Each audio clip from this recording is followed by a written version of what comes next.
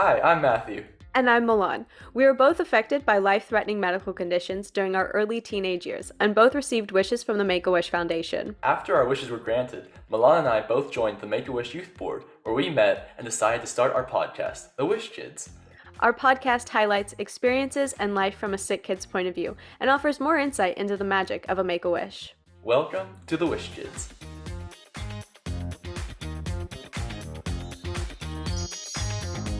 Happy Friday, and welcome to the Wish Kids. Yeah, welcome back. It is great to be here with someone as great as Milan, always supporting Aw, me, thank always having you. my back. And that's just what we're going to talk about today is support groups, people who have your back and help you along the way. Because I know for both of us, that was a huge, huge deal and assistance in helping us get through our treatment process. Yes, I really enjoyed kind of the community I got after, not only just through Make a Wish, but just I realized like how many people are kind of there for me. And then there were some people that, definitely needed some sensitivity training. And I think that we had a guest on before, Amy, who kind of talked about her going back to an activity and just not being really met with support and stuff. And so I kind of wanted to like focus on that this episode of like, what makes a good support system? What do people actually need when they are reacclimating to life outside of the hospital or treatment? There's definitely stuff that we've picked up on, noticed through our experiences of stuff we've liked and enjoyed being children and teenagers, I suppose, with critical illnesses, what helped us get through our processes and what helped us get through our treatment. And I'm sure there's stuff in your experience too that you haven't enjoyed, as far as support from people or lack thereof. Yes, there's definitely a few kids who did not make that the most enjoyable return to class, but something that kind of like set that aside was when like in sixth grade, my entire class like put together one of those like candy posters. So it was like Milan, like we miss you, and then it was like it would fill in with like we snicker at your jokes or something, and so they would like put little candies to fill in the words, and it was so cute. And like I still have the poster, not with the candy. I ate the candy. I was like in the hospital. I'm like prednisone. This is like this is the jam. Like this is what I'm gonna This is eat. what I need right now. Yeah. Yeah. Those class posters, I received one, I think probably the first week or two that I was out sick. And it was funny because I was in band at the time in my middle school, and so it was a poster signed by the entire band class. And it was funny reading through the signatures because there's people who you're like really good friends with and know you really well. There's people who you know and are familiar with. And then there are also the signatures and notes from people who had just moved to my school who I'd never even met before in my life. And so it's like it was funny reading those being they're like just the most generic, like get better. It's like it still counts, it's still good, and it still helps. And one of those signatures I ended up playing basketball with him for a few years and he became a pretty good buddy of mine. And it's funny looking back at that poster board before I even met him, he was wishing me well, and it's always like a good little like you don't even know That's me, cute. but I appreciate that. Yeah. That's actually really cute that like you had the entire class kind of sign that and like was supportive. I didn't know you were in band class. That's something I just learned about you. Yeah, it doesn't come up often. I've talked about my saxophones a few times, I think. Yes, but I didn't know that you like were in a class. Like I thought that was That just was like a side. That was the instrument because that was gonna be my next question is like what instruments you played in I band was gonna class. say you didn't know I was classically trained in saxophone. No. Yeah, I wasn't. I was class trained in saxophone, public school, but I played clarinet for 1 year, and I mean, no offense to Kenny G or anyone out there who's playing clarinet, but it's not the coolest instrument. And I really just played it so I could transition to saxophone, and I played tenor sax for a year, which I think is the coolest instrument of all time. Yeah, Um, that's like I was gonna say that's very niche. Like I don't know a lot of people who play. You're the first person I think I've met that plays the saxophone. Because everyone in band that I knew or like who did music played the recorder. yeah, yeah, yeah. I played that too. Yeah, I used to not really like band class or like music sessions because the recorder, I don't know, that did hit a pitch in my ears at times. So I was kind of happy when like my diagnosis took me out of school for a little bit.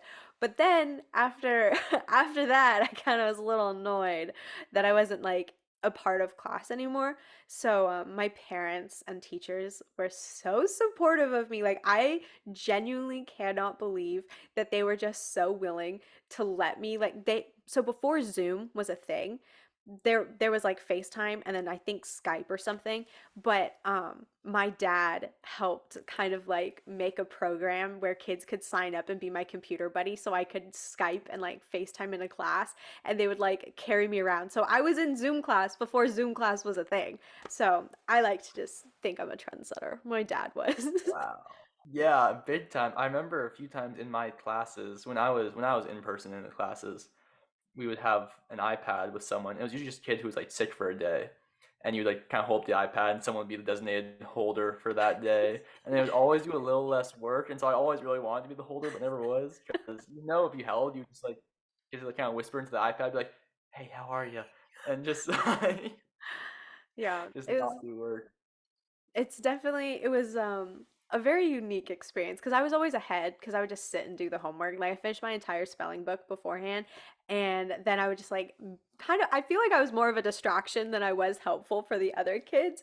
But for me, I had the time of my life being like Little Miss Computer. Like those like shows where the I don't know if you've seen Modern Family, but he like goes around on the robot thing so he could still be present. That's how I felt because even during recess they would bring me around. It was like that made my life just so much better at that time. That's so fun. I've seen the commercials for, yeah. I mean, in shows like they make a joke of it, but also there's commercials for like Google and IBM and other companies that show like, ooh, we're advancing medicine. You can have this iPad on wheels and go through the classroom all on your own, and it's pretty fun to see that and knowing that you did that in person and actually had that experience is a very, very cool thing. But yeah, great support from your faculty and staff and teachers, it sounds like.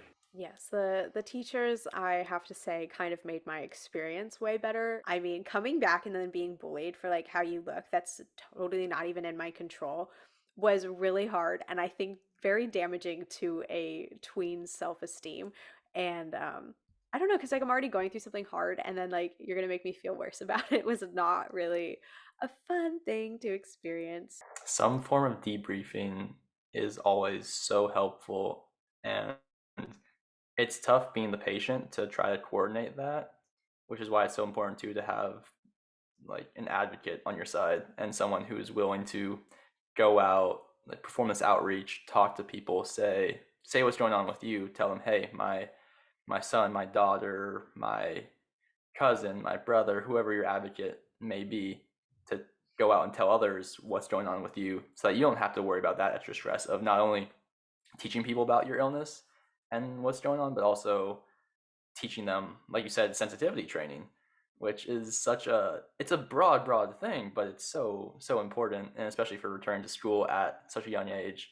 Because I remember too, I had even teachers, like not only students didn't know what I was going through, but teachers knew I would miss days, but they wouldn't know why. They would be, oh, he's sick, he must have a cold again.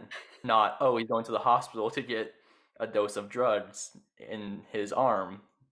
Yeah. Like it's a very different thing, and so it's important to, yeah, have that sit down talk, explain to all your teachers, all your people who are going to be interacting with you on a daily basis or near daily basis, to tell them what's going on with you and to let them know this might affect them in other ways, not just their health and fatigue and energy levels. This could affect them mentally, this could affect them physically, emotionally, appearance wise, anything.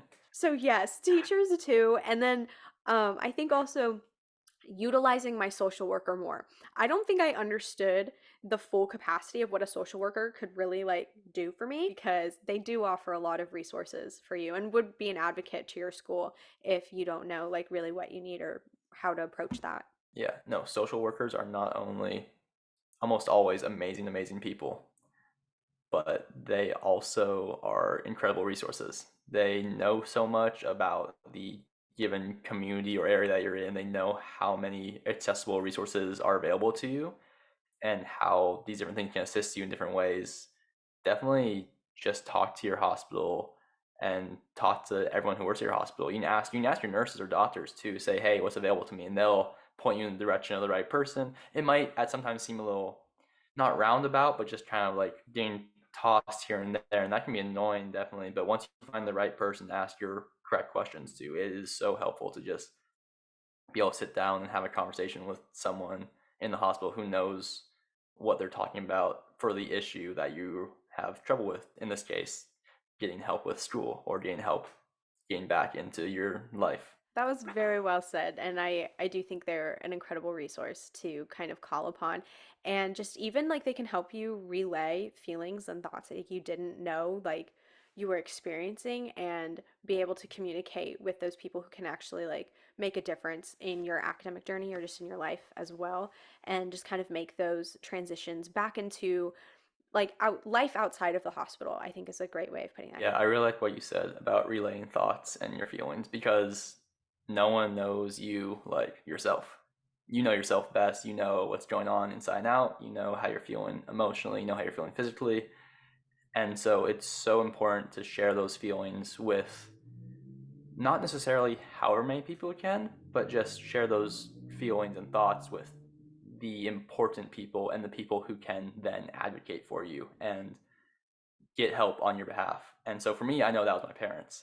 They would go so out of their way just to meet nurses in the hallway, meet nurses at the nurses station, go to the doctor's like private little cubby office just to talk to them a little extra after the doctor's visit. They would go to my school and talk to my teachers and tell them, hey, he has treatment on these days. He won't be here. He'll be feeling bad on these days. This, that.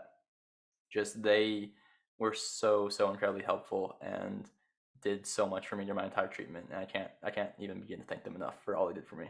So thank you, mom and dad. I love you guys a lot. I know they'll listen to this at some point, so thank you guys.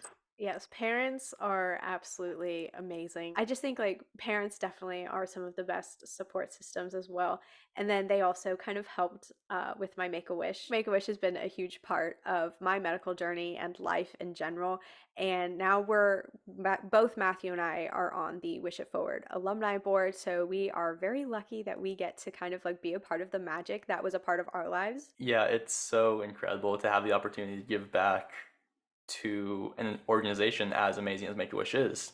Just they grant so many wishes, not only their Make a Wish wishes, but helping out so many families and children and even the doctors and nurses. You can tell they feel happy and they get this burst of joy when they see one of their patients get a Make a Wish. And so to be able to give back to Make a Wish in this way and to continue helping and continue to grant wishes with them is such a wonderful, fulfilling experience for both of us. And Make a Wish truly is one of the best support systems out there. They know how to help you out. They know how to pick you up when you're in a tough time. They know how to keep you up when you're already happy and enjoying life. And they just always bring a smile to my face and Milan's face and so many faces around the world. They truly do give you so much hope, and not just like as the person receiving the wish, but also to the family, which we had my brother on a few episodes ago, and he got to talk about like how much hope it kind of just rebirthed into the family. And even like the support system that my family got while I was going through this entire thing was, it was like, it's kind of hard when you realize, your family's kind of all over the place, like your extended family, and just being able to have the community support, not only just from Make a Wish, but also just through friends and through school and people that I know. Just even bringing like a meal over to my family, like I still remember people who did that for me, and I just like think that people who go out of their way to kind of like make sure like, hey, like if you need a shoulder to lean on, I'm going to be that for you. And I think that's like why I'm very excited to be a part of Make a Wish in any way possible, is because I want to be able to be there for other people who might need a little more hope, might need a little bit more support if they don't have the privilege of having an extended family just like in the near vicinity, or just even sometimes people don't have the support through their own family, that if I can be like somebody's pseudo family, I would so do that. And I think that's like why Wish It Forward, Make a Wish, and just having a community behind you is like very important, because it does take a village to get through anything. That's very well said. I like that a lot. It takes a village. It always does. Yeah, I didn't realize till very recently too about Make a Wish is just how much they do for you and your family after the wish as well. Because they send out emails and they send out newsletters and they update you on other wishes, but there's so much that families and individuals can do to continue to progress forward with Make a Wish, like we have, which I didn't know were options. A lot of people have that notion that once you get your wish, it's over, it's done, you got your Make a Wish, great. But they will continue to help you and support you and have you in any way they possibly can. And that's such an amazing thing that they do. And so for anyone out there who's received a Make a Wish and is kind of wondering what are the next steps, don't be afraid to reach out to your local wish granter, to your local Make a Wish group, and just ask them, hey, how can we stay involved? How can we grant more wishes? How can we help you guys grant more wishes? And we always love helping Make a Wish, and Make a Wish always loves the extra hands and extra help they can because granting wishes is no small feat, but it is such a wonderful, enriching thing to do. Truly, it is something if you are able to give back in any way, just like stepping in there and being a part of Make a Wish Beyond Your Wish is something that I think I'm very happy I'm doing, and I know you are as well. Um, and just I just think about like just doing these types of episodes where we reflect on everyone who's kind of been there for us. It just makes me very appreciative and have a lot of gratitude for everybody who has been there, whether that's been a good experience or a bad experience. Like truly, they have like shaped my perspective on life. And I just will always come back to my nurses and my parents and my teachers, the teachers that were not rude to me, just being there for me and making sure that like I still got to have somewhat of a normal experience. And I will always go back to my nurse going out of his way to listen to my music because I know he was probably annoyed hearing Big Time Rush multiple times, but he still did it so that like I could, just have my own music playing and he could talk to me about it. And I think that is just like another example of great support in the community. Such good support is that friend, or in this case, a nurse. I suppose it was a friend too, Yes. who's willing to listen to your music with you. Always such a fun person to have around. And right now is a great time to talk about music. So, in honor of that nurse, do you have any Big Time Rush on the agenda, or did you pick other Um, songs today? you know what? Actually, I will recommend one Big Time Rush. It'll be my honorable mention of Elevate by BTR. It's from their album Elevate. And it actually does put me in such a good mood. I don't know what it is, but like it's an upbeat, solid song. But my actual like real recommendation will be Feelin' All Right by Gabriela Brie. It's a very upbeat, happy, positive song that I kind of like throw on if I'm ever having a bad day. I did like that song a lot by Gabriela B. She had a very fun. I'd never heard of her before or the song, but it's a very fun upbeat tune, like you're saying, and it makes you feel good. And it's to be quite honest, one of your better choices. It is a really good song. I like it a lot. I saved it immediately. Thank you. And on the flip side of the upbeat, feeling good vibe, I'm going to go with a more slow paced, and it's Star Hopping Lover by Chance Pena. Yeah, I like this one as well this week. Chance Pena has a smooth but also a little rugged, rusty voice going on. Yeah, both good songs. Funny enough, actually, my two songs have the same sort of upbeat to slower contrast that yours do, just by chance this week. But I loved yours very much this week. Very good song. My two this week, starting with an oldie, we have My Dearest Darling by Etta James. This comes from her album At Last, which is, I think, probably her most famous album. It has the song At Last on it. But this is a song that I never heard before by her called My Dearest Darling, and it is so smooth, and her vocals hit such nice deeps and high tones, and I listened to it for the first time while swaying in my kitchen, and it's the perfect sway song, and I love swaying. It's so nice. It's actually like a really good song, and it kind of goes like to me. I would put that on a playlist with Bobby Darin, which I've talked about like my love for that before, and like even Elvis Presley too. Like that's like just like those three on a playlist would probably be like my dream combination. But yeah, I really like that song. And then my other song, again, now on the slower side, but it does pick up about halfway through, which I really like, is called Manchester by Kishi Bashi. Is that shaking the head of disapproval I or was of saying it doesn't picks pick up. up more at the like last end of the song. It's Yeah, half is a stretch. It's the yeah, last it's like minute. halfway through, no. But I love the lyrics on this one. So, and also, okay, I'm sorry, I didn't mean to cut you off, but I just really like the instruments on this one. Kishi performs all the instruments themselves. Every single one of them, I believe, is what I heard.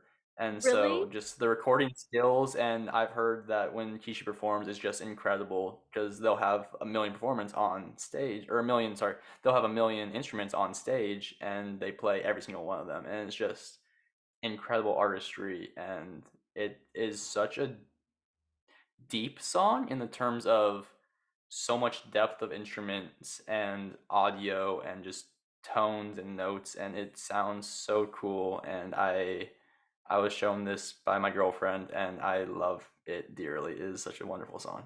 It is really beautiful. Your girlfriend has great taste. So I actually really like the lyrics on it. Like it's probably I was screenshotting lyrics and cropping them so I'm gonna put them in like a collage. You listen for They're like 4 so seconds. cute. She does have very good taste, though. Yeah, it's a great song. Kishi Bashi's awesome. His whole album is great. I definitely need to listen to it all the way through, even though I already have like half the songs saved. So Wait, do you save great, great songs that you don't album. listen to? No, I save them when I listen to Oh, them. I just haven't listened to the whole album through, but I've listened to like those songs individually, like pick them out, like boop boop boop boop. got it. Oh, thank you for your support on my song choices, and thank you to all the people out there who watch and listen. And if we have any fans, if you can call yourself a fan, we really appreciate that. We appreciate and love all your support for this podcast. It truly means a lot to us. And as always, the Wish Kids wish you well.